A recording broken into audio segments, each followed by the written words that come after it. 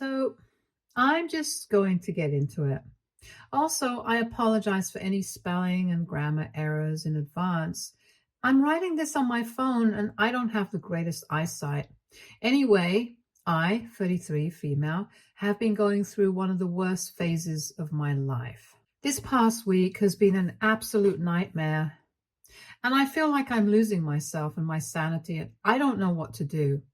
I've been married to James, 35, male, for the past 6 years, and we've known each other for the better part of a decade.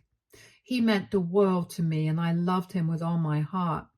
Just for him to betray me, I don't know what to make of things anymore and need some advice on how to tackle this.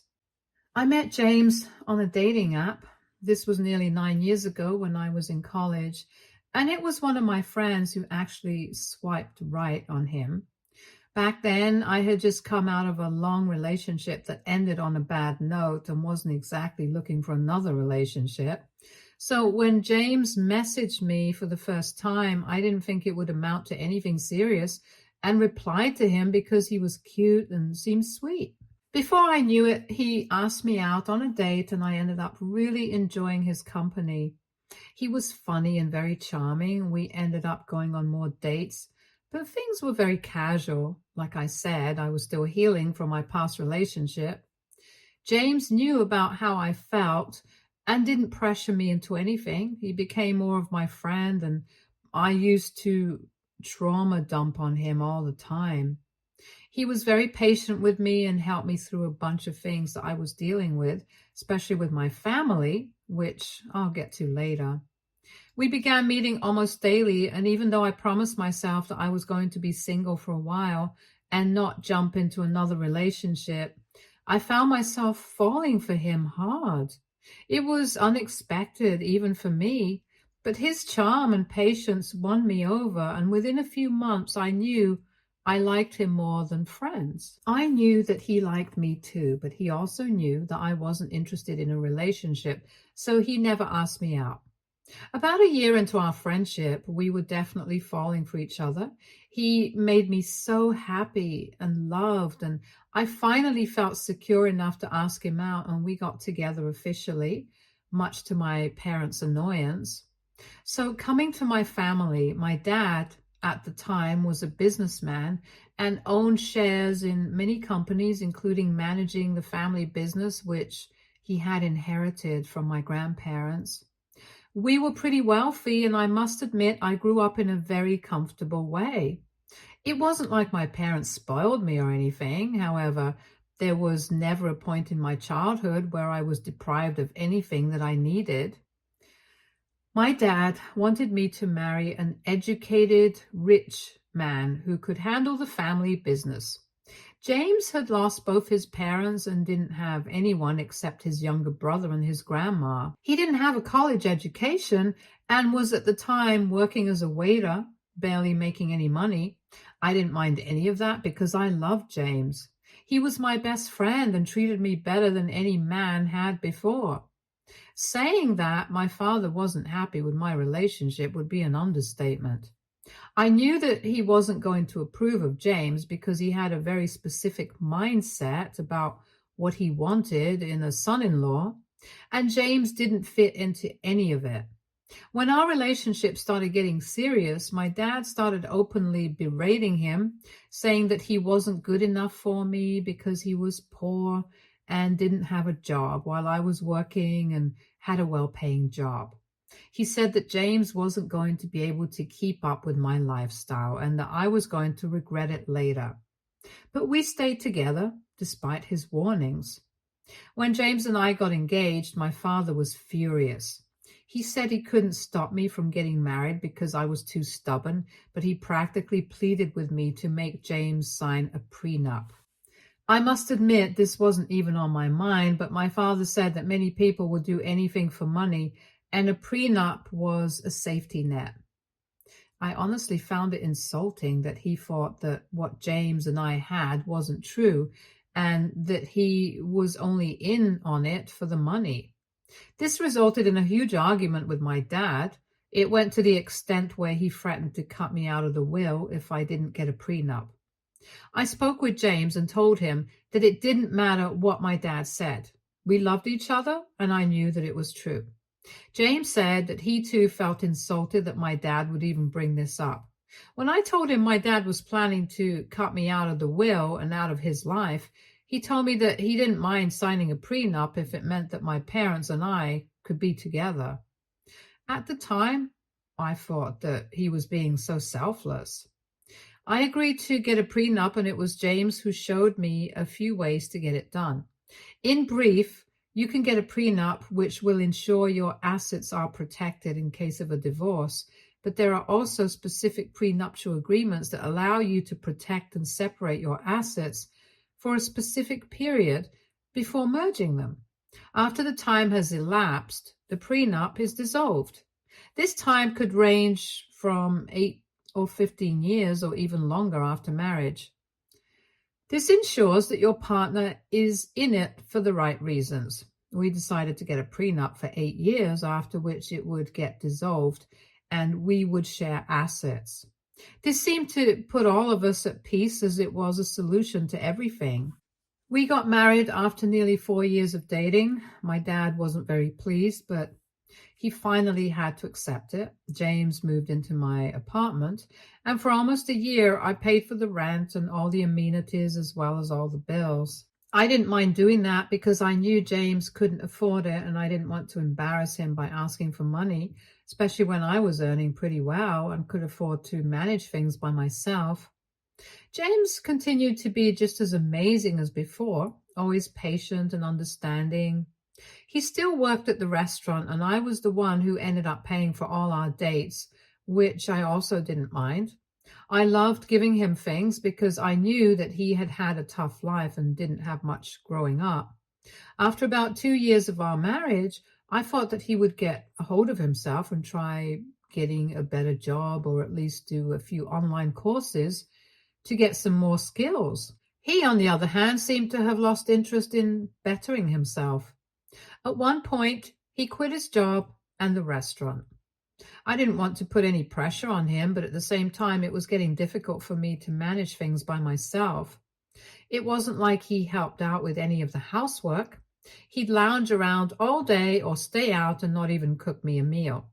I just assumed that he was feeling demotivated, and after discussing this with him, we decided to sign him up for an online finance diploma so that he'd get some experience. I also felt like it was time we started trying for a baby. I loved kids, and I had always wanted to be a mother. I was an only child, so I wanted more than ever to have a big, happy family. And I felt like we were at a good place to get started on it. I also felt that having a baby on the way would help motivate James to work harder. We tried for ages, but I wasn't able to conceive. When we got it checked out, I was informed that I had endometriosis and a blocked fallopian tube, which explained why I had such painful periods all my life. This diagnosis also made conceiving and pregnancy much harder. This was horrible news, and I took it very badly. I felt like I was useless because I couldn't do this one thing. I did tons of research, took various pills, put myself on a strict exercise regimen, and basically abused my body to increase the chances of pregnancy, but nothing I did worked. I slowly began to lose hope. We had been trying to conceive for a year now with no results. James supported me through everything. He came with me to all the appointments and was always there for me, even when I was at my worst. He told me that he wanted to be a dad, but he didn't want me to ruin my health just for a baby. Now I felt even worse knowing how badly he wanted a kid. After a while, I began to give up on it. I told myself that I was not going to put my body through this torture, and if I was going to get pregnant, it was going to happen naturally, and I was not going to pressure myself. Barely 3 months later, I got the best news of my life. I was pregnant. I couldn't believe it. James was ecstatic, and so was my family, and this was going to be the first grandbaby for both families. I immediately started preparing for the baby. We bought clothes, a crib, toys, and we even began setting up the nursery. Our happiness was short-lived. when I was around 5 months, I lost the baby. I'm not going to get into the details because it hurts too much to even think about. It was a traumatic time for all of us. It was a baby boy. My grief was indescribable, and I blame myself for it. The idea of being a mom, even for a short time, made me so happy, and now it was ripped away from me. I stopped going to work for months and didn't have the guts to look at the unfinished nursery. I guess this was when our relationship started changing.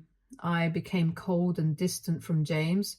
I could tell that he was also grieving, but at that point, I only felt pity for myself.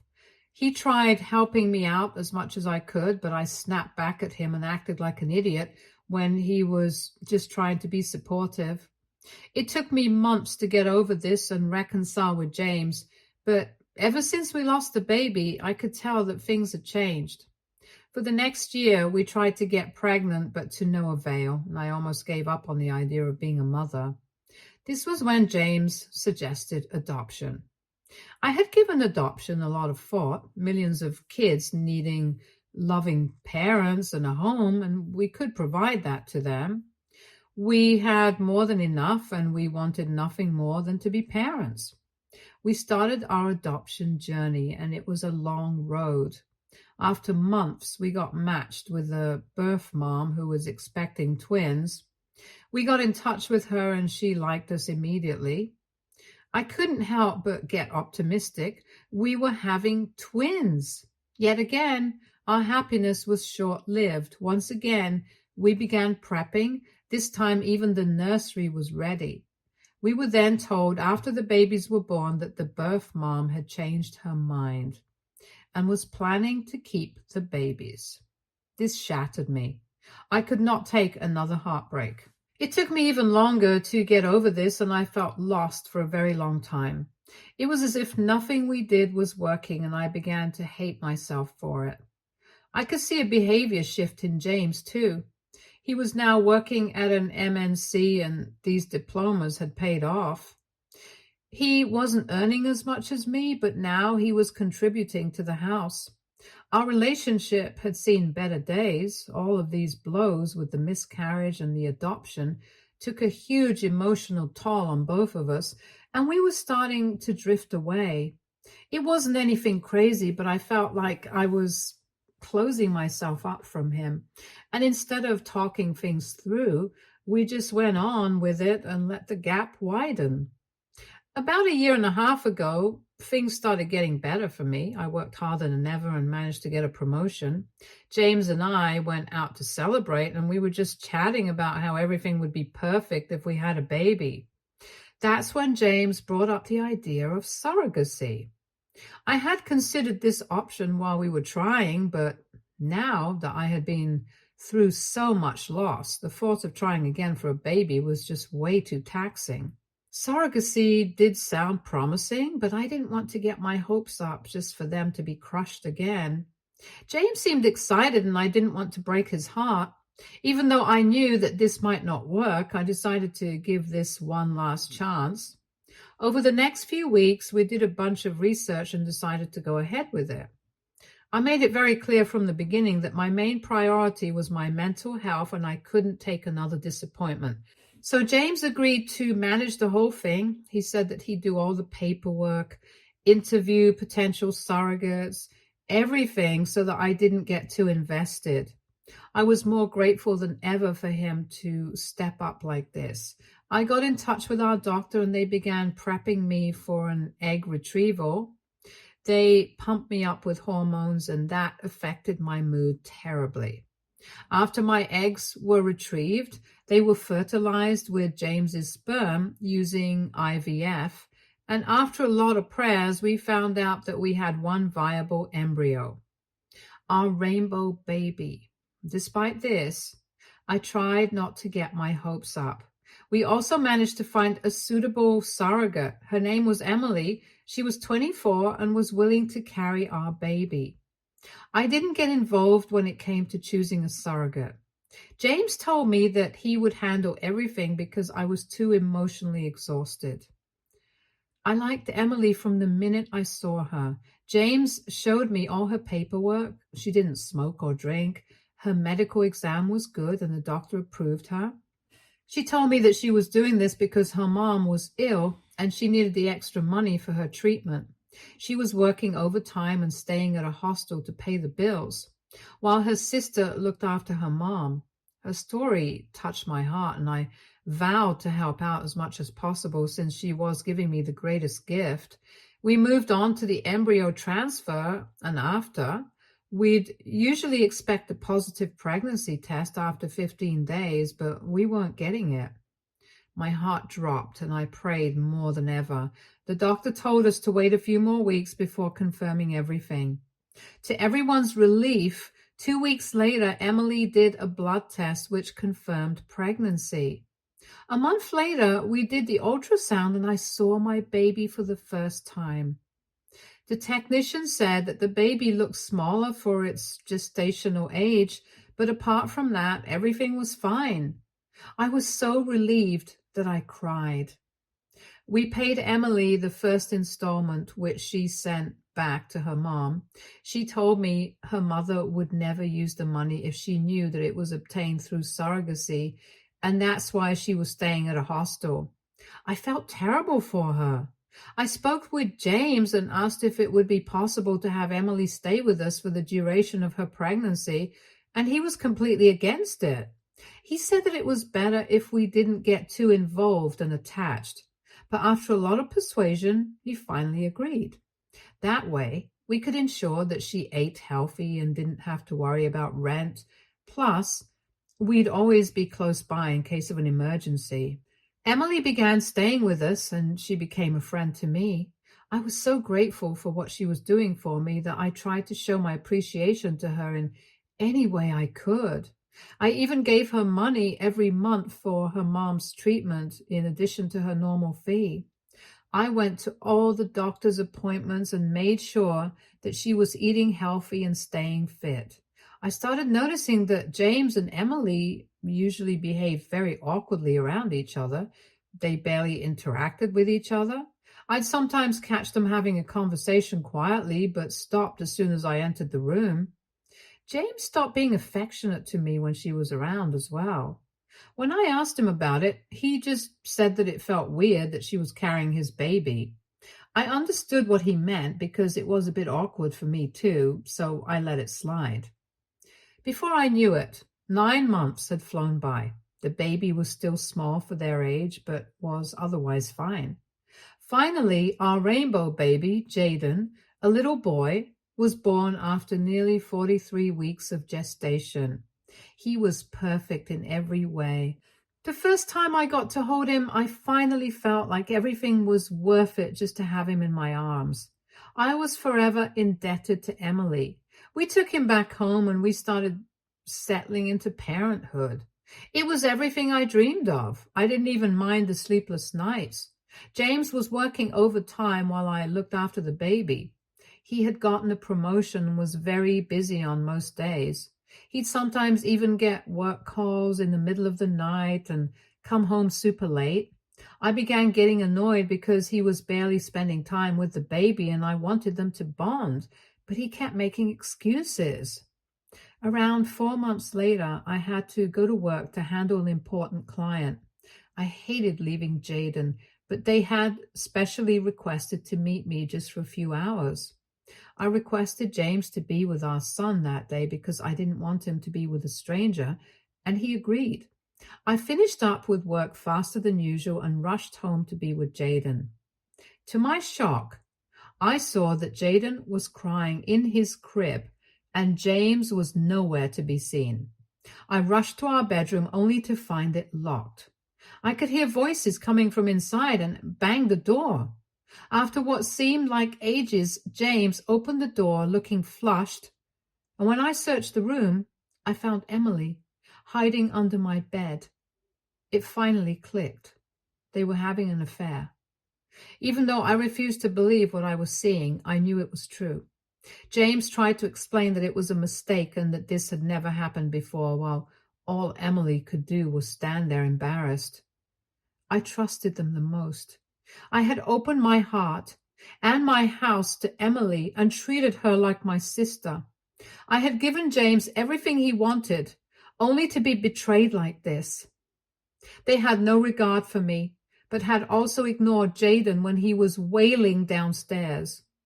I was so disgusted. I grabbed Jaden and I went straight to my parents' house and explained everything. As expected, James came begging for my forgiveness and saying that it was a mistake. I had been cheated on before, and this was a deal breaker. The fact that he cheated on me with Emily, of all people, hurt me more than anything, and there was nothing he could say that would make me change my mind. I could not be with him anymore, and I told him that I wanted a divorce. He cried and protested and fell at my feet, pleading with me, but my dad called security and kicked him out. A few weeks later, I got in touch with my lawyers and served him the papers. Since we had been married for only 7 years, the prenup still held good and I didn't owe him any money. At that moment, I was glad that my dad made me sign the prenup, otherwise half my assets would have been lost to this cheater. When it came to the custody of Jaden, I decided that 50-50 custody would be best because I wanted him to grow up with a dad. James's entire personality changed after he found out that I was serious about the divorce. All the begging and crying stopped as soon as he saw the papers. One evening, he called me and told me that he wanted to meet me and discuss the details of the divorce. We met up, and I was shocked to see that he had Emily with him. He looked very pleased. He handed me a document containing his terms for the divorce, and my jaw dropped to see that he wanted full custody of Jaden because he claimed that I wasn't mentally sound to take care of him and that I suffered from frequent bouts of depression and BPD. He requested $15,000 in monthly child support and that the baby would be entitled to all the money I would receive from my dad through his will. I immediately rejected this. There was no way James was going to get full custody of Jaden. He said this was all a part of his master plan. Him and Emily had been together for 2 years. He chose her to have the baby so that when he eventually left me after 8 years of marriage, when our prenup expired, he could be with her and our son and take half my money with him. Unfortunately, I had caught him cheating and the prenup was still valid because he claimed that I was mentally unsound. He wanted full custody of Jaden, and since I was richer than him, I owed him that crazy sum in child support. I couldn't believe that he could be so devious. The fact that he had been planning all this for years and I had no idea. It hurt to know that Emily was in on this, especially after everything I did for her. Remember her sick mom? All lies. She was just taking my hard-earned money and spending it on herself and James. They took advantage of my naivety just for money. But there was no way I was going to let them take away my son. I asked James if I meant nothing to him. My heart broke when he said that he initially did love me, but after we lost the baby, he lost interest and was only planning on being with me till the prenup expired. This hit me like a pile of rocks. I told my lawyers everything and they agreed that the child support he was asking for was insane. They said that they would do everything to ensure that I had custody of my child. My lawyers also advised me to get a maternity test. I found this absurd because there was no way that Jaden wasn't mine, but they just wanted to make sure. I did the test even though I found it ridiculous. The results made me collapse. It came back saying that I was not Jaden's biological mother. I didn't see how this was possible because my eggs were used and the implantation was done. I'm numb. I don't know what happened. I just feel so defeated. I have got in touch with James and he claims that there has been some mistake. I have sent in another sample just to be sure. My lawyers say this is good because now they can drastically bring down the child support until they get answers. Honestly, I don't want anything. I just want my son. This has to be a big mistake. The results are due anytime, and I've made James and Emily do tests as well. This has to be an elaborate prank, right? I don't know what to do. What do I do? Update 1. Hi, just got back the tests. It is confirmed that I am not Jaden's bio mom. James is his bio dad and Emily is his bio mom. I just got the news yesterday and I have a lot to tell you, but I just can't bring myself to write it down because then it just feels too real. My thoughts are all over the place and I feel like crying all the time. I just thought I'd let you all know since so many of you wanted an update. Hopefully, I'll be able to share the full story when I don't feel like garbage. Update 2. Hello. Firstly, I wanted to apologize for that previous update. I was all over the place and at the lowest I've ever been in my life. Many of you wanted an explanation of what exactly happened, and I'm sorry to have kept you waiting. Now that it's been a couple of months, I finally feel like I can write things down. So yeah, James came clean about everything. He said that it was always his plan to have a kid with me so that he could get child support. They did do the IVF using our embryo, but apparently that didn't result in a pregnancy. James knew that I was not going to try for another baby if this failed, and this was his only option. Once he and Emily found out that the IVF failed, they tried to have a baby naturally, and it worked almost immediately since Emily was pumped up with all the fertility drugs. Remember when I said that we got a negative pregnancy test and later was told that Jaden was small for his gestational age? That's because it was not my embryo. That is also why Jaden was almost 4 weeks overdue. It all made sense now. My lawyers also went through all the paperwork that Emily showed me regarding the surrogacy, the background check, etc. Everything was fake. James got them made so that he could convince me and the doctors that she was a credible candidate. I even showed them all the transactions that I made to Emily for her mother's treatment. They confirmed that Emily's mother was alive and well, and that she had spent the money on buying a new car and, well, as other material things. My lawyers have started making a pretty solid case against them, and there is no way that they are going to get custody of Jaden, even though he is biologically their son. In other news, Emily has separated from James and claims that she had no idea about his master plan, and that had taken advantage of her by promising her that he was going to marry her and give her money. She said she was emotionally manipulated and made to undergo the surrogacy under pressure from James, even though she didn't want to. She also claims that he was the one who faked all the documents and told her to lie about her mom to get more. She said that once the IVF failed, she was again manipulated into having a baby with James so that their plan wouldn't fail and they would still get child support after the divorce. She now says that she wants nothing to do with James or Jaden and just wants a peaceful life. I don't know how much of what she is saying is true, but for now, it looks like she's playing the victim card. For all I know, she could be very well telling the truth because James manipulated me too, and I had no idea until very recently. James claims that she was in on it the whole time, but all the evidence points towards him. As for me, it took me a long time to accept that Jaden was not mine. I was also scared that I was going to lose him to his bio parents because of this. Now that Emily doesn't want custody and James might be a felon, his custody directly falls to me. I'm not sure about the legal aspect, and we have a divorce hearing next week, so I'll keep you posted. Update 3. Hey guys, just wanted to clear things up. Surrogacy is legal in my country. We have very specific guidelines and rules where we have to adhere to. That's why it takes ages to get matched with a surrogate, and they had to have all the paperwork to back them up.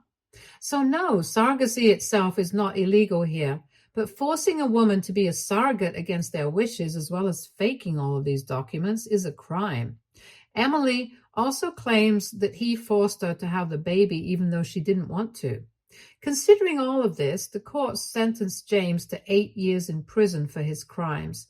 He pleaded innocent to everything, and the trial lasted for almost 3 months. He only pleaded guilty after they said that they would reduce his sentence from 12 years to only 8 if he confessed. I never thought that any of this would happen.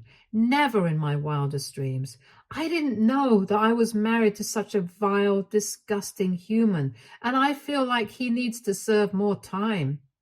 Our divorce was finalized a month ago. All of James's plans to get custody backfired on him. He is never going to get custody of Jaden. And since Emily wants nothing to do with him, I get full custody of Jaden. Yes, I am not his biological mother, but my name is on his birth certificate. I was the first one to hold him and to love him. I have loved him since before he was born. It doesn't matter what anyone says. Jaden is my son. He was always my son. When the judge handed over custody to me, I cried with joy. I thought I was going to lose him forever, but I am so grateful to have him. Update 4. Hey, wow, it's been ages. I thought I'd just pop in to say hi and give a small update. Jaden and I are doing great. He turned 1 a few months back and we had a blast celebrating his birthday. Motherhood has been the best thing. Yes, we got off to a terrible start, but I've promised myself to make sure the rest of Jaden's childhood is going to be amazing. I'm going to work hard to make sure he is loved. James is in jail and I haven't heard from Emily since everything got finalized. I'm trying to make the most of the situation and move on. I know that time heals everything, even though it feels so real now. I am so happy I have Jaden, and that's all that matters. Life feels surreal, but we have to keep moving forward and hope for better days. Stay tuned for more stories from Our Girl Relationships.